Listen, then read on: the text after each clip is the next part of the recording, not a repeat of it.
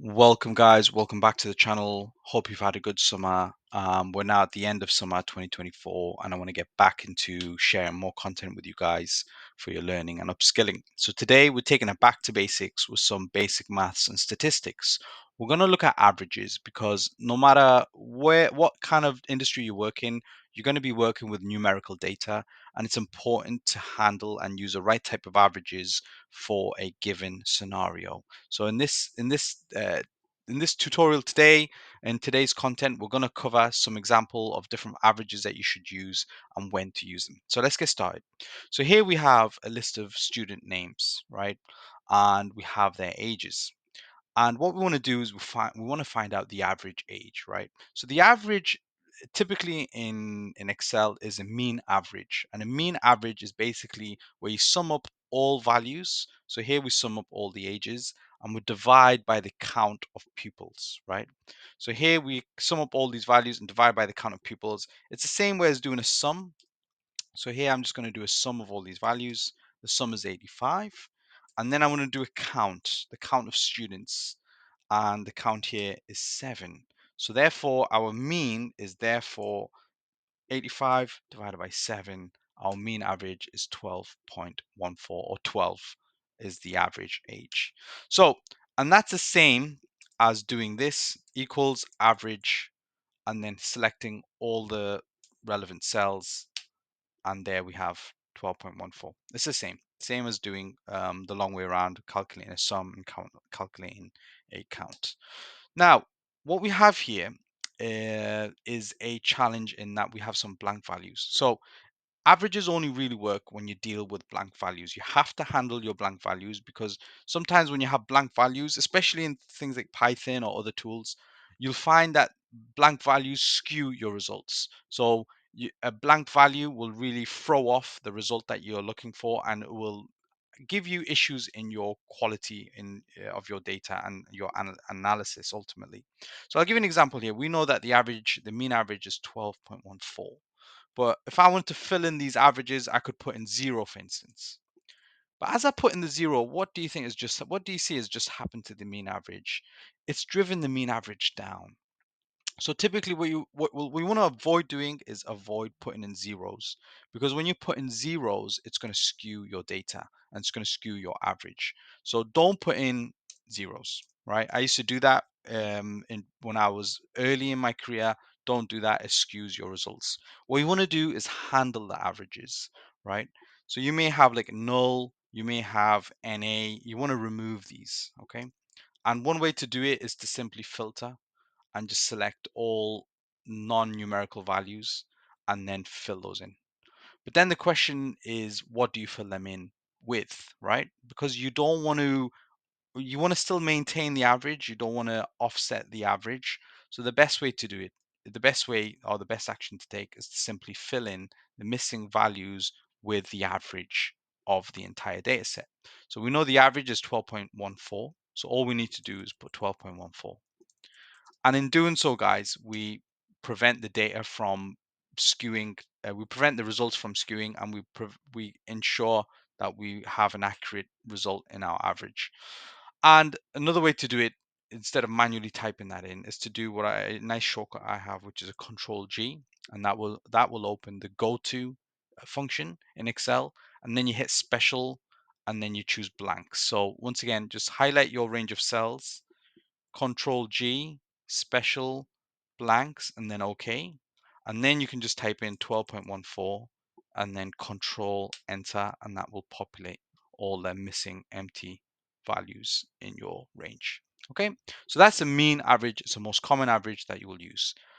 Now we're going to the next one, the median average. Now this is where it gets a bit more interesting. So whilst the mean average looks at the if you looks at the middle point, if you the mean average takes into consideration everyone in your population and evens them out. It takes the most even value or the most even age point, if you like. The median value also does something similar, but it takes a middle point. Okay, so if you add up all the students from the youngest to the oldest, the median takes the person in the middle. That's what the median does. Now, really, you shouldn't use a median. That's that's the, a median is nice to know, nice to have, but really you should be using a mean average. But when would you use a median average? So let's just say, for instance, this student right here, this student D, the age is 17. We know our mean average from the previous sheet was 12.14. But let's say, for instance, this student is not 17. Let's say this student is 54. Why would they be 54? Because you got to remember, in universities and some places, not everyone is a 20-year-old, right? You may get mature students who are 40s, 50s, sometimes even in their 60s. So there are scenarios out there where a student may have an age, or there may be a data point which is an outlier, right? So this age here, this 54, would be what you would typically class as an outlier in your data. And outliers can be dangerous because they give you a false set of results. So here, for instance, we had 17. The mean average was 12.14. But as soon as we put 54, what do you think happens to the mean average? It changes to almost 16. But we know that it's not 16, it's 12. The reason why it's not 16 is because this one student right here has skewed our averages. It's skewed our results. So what we need to do is handle the outlier. Now, one way to do it is, as you guessed, you could punch in 12.14, but that effectively you're manipulating the data and you shouldn't be. You want to ex- you can choose to exclude them, or you can choose to include them. And the easiest way to include them is to use a median. So as I said before, if you line up all your students and you take the middle value, irrespective of how old the oldest person is or how young the youngest person is, it will still give you an accurate middle value. So this is where a median comes in. So here, if I go back to the age point here, if I punch 17 back in, your median is equal median, and then you select your range, and your median value here is not too far off your mean average. So your median is 12.07, your mean is 12.14. But as soon as that age for student D goes from 17 to 54, look what happens to your median average. It's 12.07. It's still 12.07, right? What's changed? Well, nothing, because the median hasn't changed. The median is still the middle point, right? As I said before, it takes your middle value, and your middle value is going to remain constant if you use a median. Whereas a mean, as you can see, it swings from 12 to 15 to 16 if we round it up. So a median average is ideal whenever you're dealing with outliers in your data. Okay, so that's the median average. And we'll come on to the last final average. There are more, but we'll come on to the last final one, which is the modal average. So a modal average, or a mode, is the most common value that appears in your data. So here, for example, you can see all the student ages.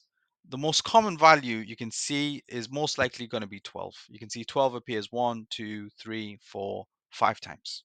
So your most common value is your 12. So if I type in here mode equal mode, select my data range, it's going to give me 12. Okay, it's an easy one. And why would you want to know that? Because you might want to know what's the most common age of our students. It's another way to kind of get to an understanding of your data. It's going to be 12. But this is where it gets a bit more interesting. What if you want to find the mode of a grade? Okay, so here you can see we've got student grades for the same students. But the interesting thing here is that we need to know the most common grade of all these students. And if we put in equal mode and we select our values, it doesn't work. Why is that? Because all these mode formulas only work if they're numeric values. It doesn't work. Excel doesn't allow for a modal value on a text or a string. So you need to find another way of finding the most common grade. Okay. And the question, as I said here, the business question or the academic question is, what is the most commonly graded score for our students? Okay, so this is the business question. Remember, we always have a business or a hypothesis question, and we just want to make sure that's clear. So we need to find the most common grade. And the one way to do this, there's many ways, but one of the simplest ways to do it is to use a lookup table. So here I'm going to plot all the grades. I'm just going to quickly do it here. Grade A, B, C, D, E, F, G. I don't think we need to go beyond G. And what we want to do is do a count on the number of A's, count on the number of B's, C's, D's, E's, F's, and G's. And the easiest way to do that is to do a count if. So if we do a count if, and then we want to do a, so we select our range, we're looking for A, and how many counts of A. Okay, we drag that down, and you can see we count each one up, the most common grade is in fact B. So your modal average for a text value or string value for this particular instance is B. So guys, that's all three averages: mean, median, and mode. Most likely you're going to be using a mean, but use a median whenever you've got data where you've got loads of outliers. And use a mode, predominantly you want to use a mode when you've got things like surveys, or you've got things like grades, or you've got like classifications like good, better, best. Whenever you've got discrete values, that's when you want to use a mode. Guys, I hope you enjoyed this video today, and I will promise to come back with more content. It's been a long summer, but I hope you're all staying well, and I hope to see you on the next one. And if you haven't done so already, please do share, please do like, please do comment, and please do subscribe. Take care, and I'll see you again soon.